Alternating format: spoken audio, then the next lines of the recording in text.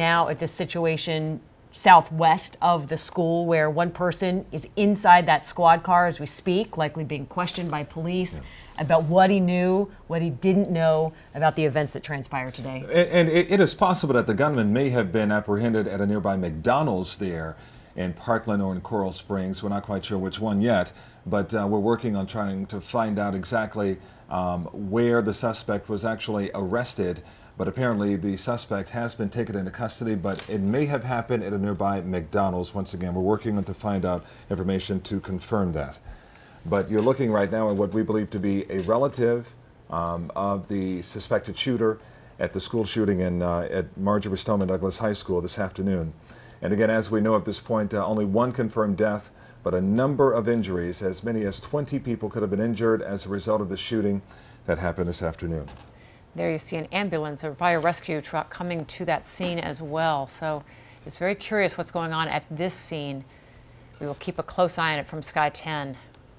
And also, as we've seen, Lori, throughout the day, there's been a triage area set up by the school in case there are any other injuries that don't require transport per se, but kids possibly getting hurt from shrapnel or from shards, and they're being treated on scene. And another angle to this story that I think we cannot ignore, it is the fact that as a parent, and we heard Carlos and Christian talking with parents out there and how just distraught they were, but how do you explain this to a 13-year-old and a 14-year-old?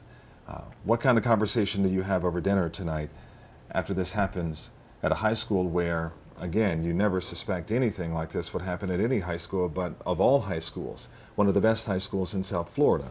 So with that being said, I mean, this story takes on many different angles, but that's one that we cannot ignore as parents. I think it also shows that violence doesn't discriminate. It doesn't matter if it's a good school or not. Right. It can happen anywhere. And you both know this. You have children who maybe at some point in their school days will go through an active shooter training situation. And we hope not. And it is an unfortunate reality and sign of the times, but what could possibly prepare you for horror like this? And to see those kids with their hands up over, behind their heads, having to experience this, this will mark their lives forever. I know my own child was trying to call me while we were on the air, and I had to text him and say, I'm on breaking news. I can't talk right now.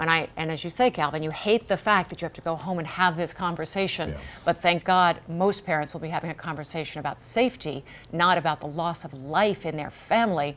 But that is what is so scary right now and so tenuous, because we don't know how many people have been killed, let alone critically injured. And we are all just kind of fearing that these numbers are going to rise. Apparently some New York stations are reporting as many as 20 injured.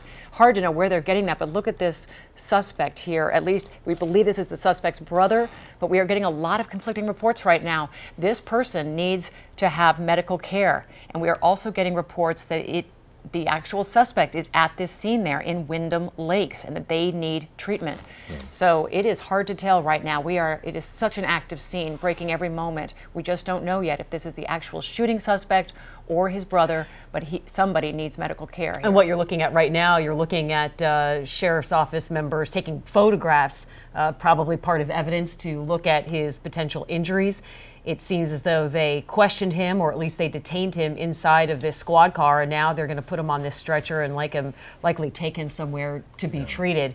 Again, the only thing that we can confirm about this person is that he is somehow related to the shooting, but we don't know his exact relationship to the shooter. We just know that he is wanted for questioning, and right now he's being transported.